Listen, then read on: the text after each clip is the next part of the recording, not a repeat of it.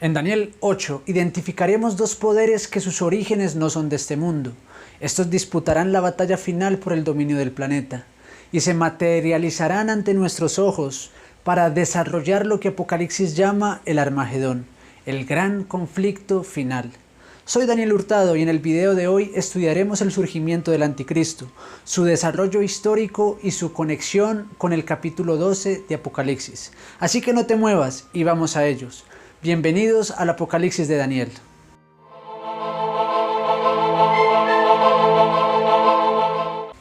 Daniel capítulo 8 es un capítulo escrito en hebreo, entonces es un mensaje que está dado especialmente al pueblo de Dios. Ya hemos analizado el capítulo 2 y el capítulo 7 de Daniel, que fueron escritos en arameo, la lengua con la cual el mundo antiguo estaba familiarizado. Esto dice mucho, pues es un mensaje abierto, un mensaje para el mundo entero, pero que los conecta obligatoriamente con la parte hebrea que estudiaremos el día de hoy. En Daniel capítulo 2 vimos una serie de imperios representados a través de metales.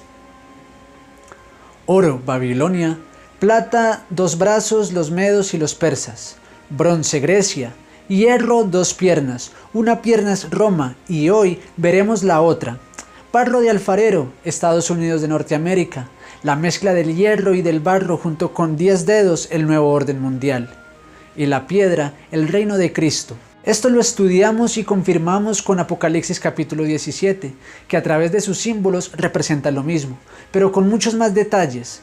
Hoy estudiaremos la segunda pierna, el segundo poder que reina en paralelo junto a este, que es descrito en Daniel capítulo 8 como un cuerno, y en Apocalipsis 17 como el octavo, que es de los 7 y va a perdición. En Daniel capítulo 7 vimos un león representar a Babilonia, un oso a Medo-Persia, y 3 costillas que integraban las 3 potencias que estuvieron antes de él, Egipto, Asiria y Babilonia. Luego un leopardo representando a Grecia, una bestia terrible y espantosa, Roma. Esta bestia terrible y espantosa, su continuación está en Apocalipsis capítulo 13, representada por la bestia que sale del mar. Mira, analiza esta nota importante. Algunos toman la Roma imperial y la Roma papal como bestias separadas. Pero si leemos atentamente lo que dice Daniel capítulo 7 versículo 11, dice: yo entonces miraba a causa del sonido de las grandes insolencias que hablaba el cuerno, y miraba hasta que mataron a la bestia, y su cuerpo fue destrozado y entregado para quemarlo en el fuego. Entonces preguntamos, ¿cuándo fue muerta y quemada esta bestia? Ciertamente no ha sido destruida en el fuego. Entonces la única herencia que tenemos del imperio de los Césares es al sistema católico romano, donde el obispo de Roma, el Papa, es heredero de todos los títulos que en la antigüedad se le daban al emperador romano. Entonces con esto concluimos que la bestia de Apocalipsis 13 es la misma de Daniel capítulo 7, donde se agregan detalles adicionales. Aparecen nuevamente 10 cuernos, pues en Daniel 7 quedaron 8. Estos cuernos corresponden a los 10 dedos de la estatua de Nabucodonosor. Todo esto para tener un contexto más completo, donde el aspecto religioso y el pueblo de Dios son incluidos. Luego de esta surge una bestia de la tierra, que representa a los Estados Unidos de Norteamérica, que ya estudiamos en el video anterior. Si no has visto el video anterior, aquí arriba puedes oprimir, o en la descripción del video te voy a dejar el link para que puedas ir allí. Y es muy importante que lo mires completo, pues estamos viviendo bajo el cumplimiento de esta profecía, donde mostramos evidencias contundentes suministradas de las principales cadenas de noticias que nos confirman el desarrollo de esta profecía. Sigamos con otro aspecto. En Daniel capítulo 7, después del cuerno pequeño, se introduce una escena de juicio, y vimos que este juicio se realiza en el cielo. Y es realizado después de tiempos y la mitad de un tiempo, donde llegamos al año de 1798, en el cual el poder romano sufre una herida de muerte. Después de esto se iniciaría el juicio. Daniel capítulo 8 revela la fecha en la cual este juicio iniciaría. Y cuando empezamos a leer Daniel capítulo 8, nos damos cuenta que el énfasis de la profecía es destacar aspectos de la cultura judía respecto a su lugar y sistema de adoración, el santuario. Hay dos animales que hacen parte de los sacrificios continuos y los sacrificios anuales en el día de la expiación. Aquí se introduce una profecía de tiempos sobre la restauración o purificación del santuario después de 2300 tardes y mañanas. Y los imperios son representados en los cuernos de estos animales. Daniel capítulo 8:20 dice: en cuanto al carnero que viste que tenía 2 cuernos, estos son los reyes de Media y de Persia. Daniel 8:21 sigue diciendo: el macho cabrío es el rey de Grecia, y el cuerno grande que tenía entre sus ojos es el rey primero. De esto concluimos 2 cosas. Número 1. Encontramos la certeza en la identificación de los imperios representados en los metales de Daniel 2 y en las bestias descritas en Daniel capítulo 7. Pues Daniel 8 integra a Babilonia mencionando el 3er año del rey Belsasar. Se hablan de los 2 cuernos del carnero como los reyes de Media y de Persia, y se interpreta el cuerno del macho cabrío como el rey primero de Grecia. Otra conclusión es que en Daniel 8 no hay imperios para identificar, pero sí un simbolismo relacionado con el santuario que debemos interpretar. Entonces comencemos descifrando este simbolismo. Primero hablaremos del santuario, estudiaremos algo muy básico y sencillo que tienes que grabar muy bien en tu mente y en tu corazón. Mira, el santuario fue la maqueta del plan de salvación, dado a un pueblo que salía de la esclavitud, que no sabía leer, que no sabía escribir, que había sido esclavos y sometidos por 400 años. En Génesis 15, versículo 3, Jehová había dicho a Abraham: ten por cierto que tu descendencia morará en tierra ajena, y será esclava allí, y será oprimida 400 años. Y esto fue por consecuencia de la desobediencia de ellos. Esto había sido revelado a Abraham mucho tiempo atrás. Después de salir de Egipto, Dios ordena levantar un santuario. Hebreos 8:5 nos dice que los cuales sirven a lo que es figura y sombra de las cosas celestiales, como se le advirtió a Moisés cuando iba a erigir el tabernáculo, diciéndole: mira, haz todas las cosas conforme al modelo que se te ha mostrado en el monte. Ahora, ¿con qué propósito esto?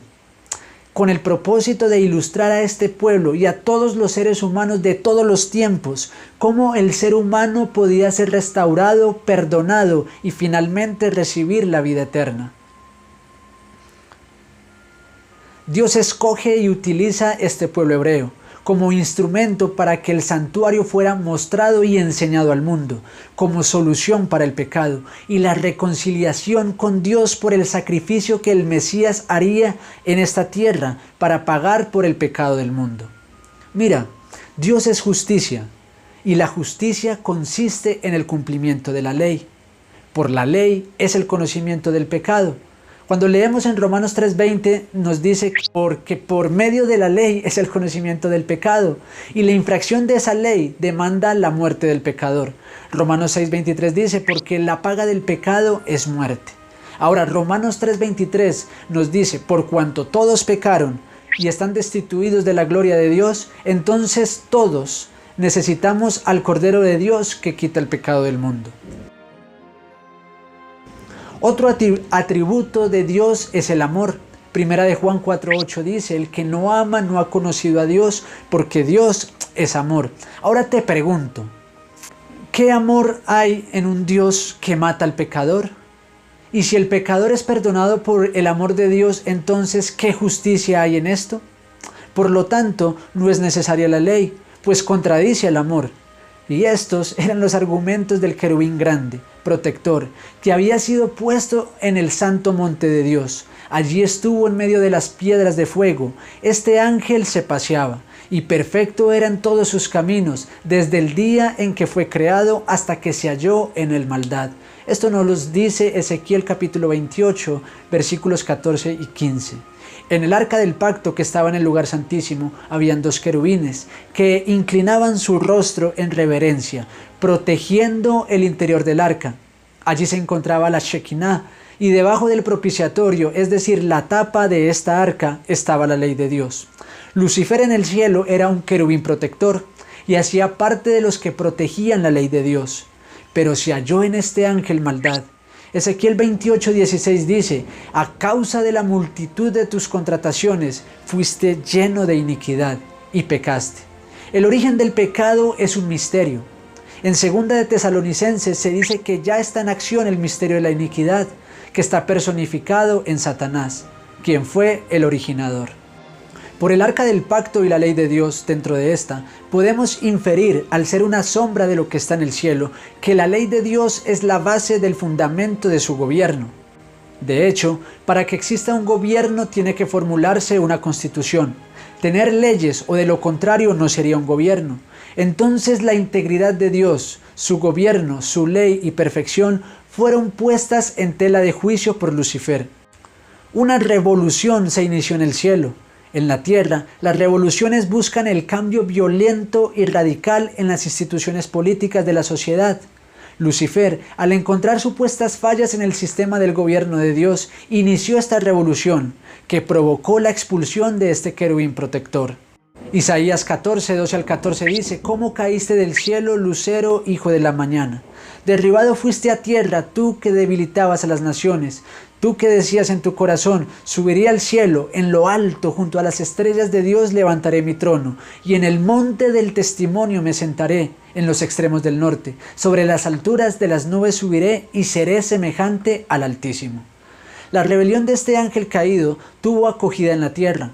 Adán y Eva fueron engañados, y sin quererlo, hacían parte de la revolución y de la rebelión al haber desobedecido. Entonces, la justicia de Dios demandaba la muerte de esta pareja infractora. El universo entero estaba expectante, pues la teoría de Lucifer parecía real.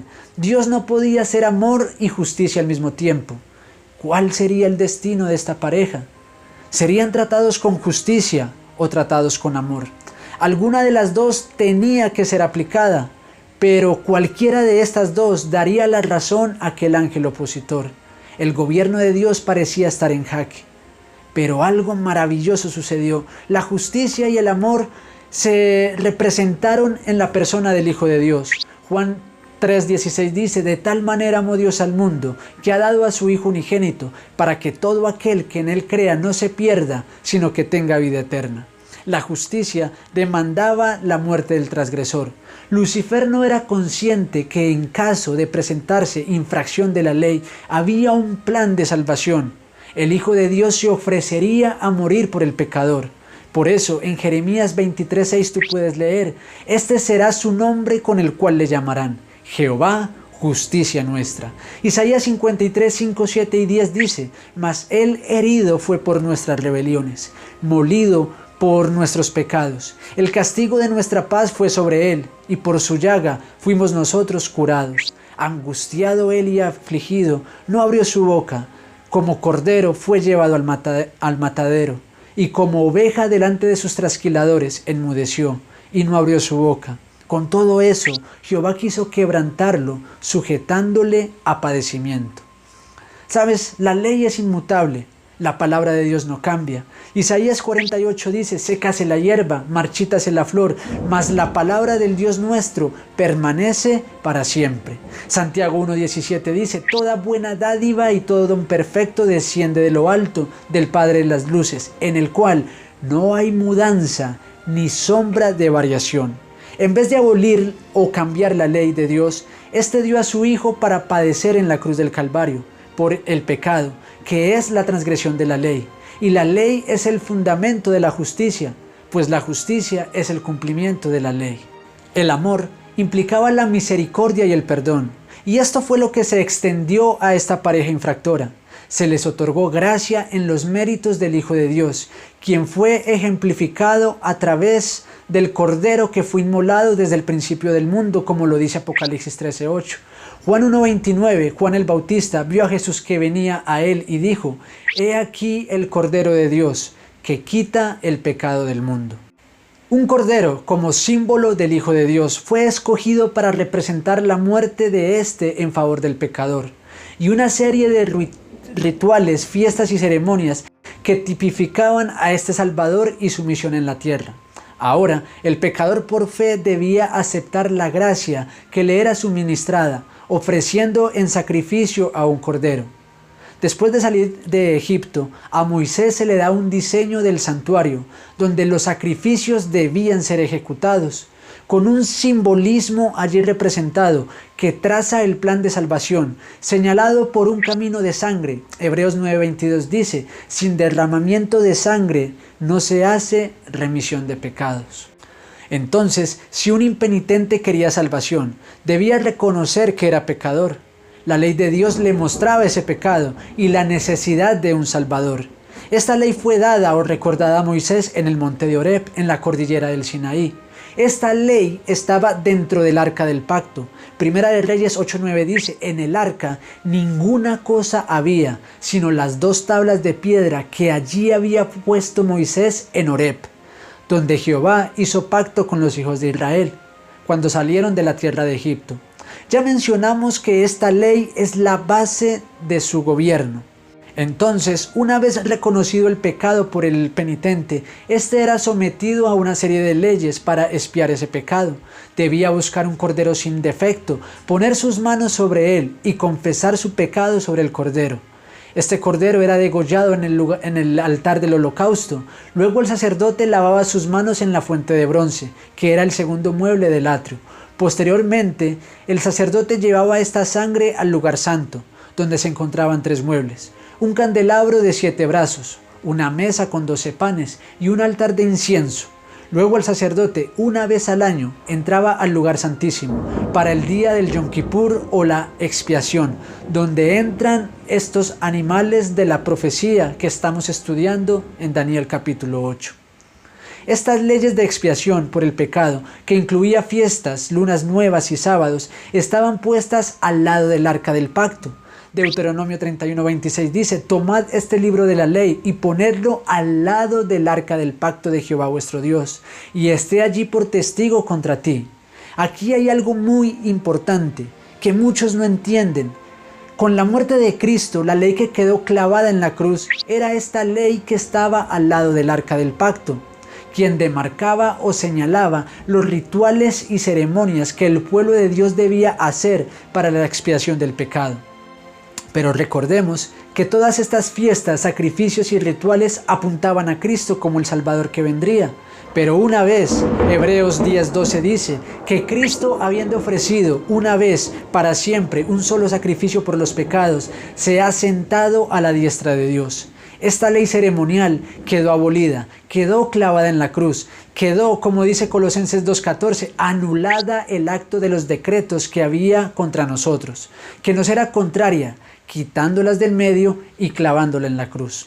Jeremías 31:31 dice, he aquí que vienen días, dice Jehová, en los cuales haré un nuevo pacto con la casa de Israel y con la casa de Judá.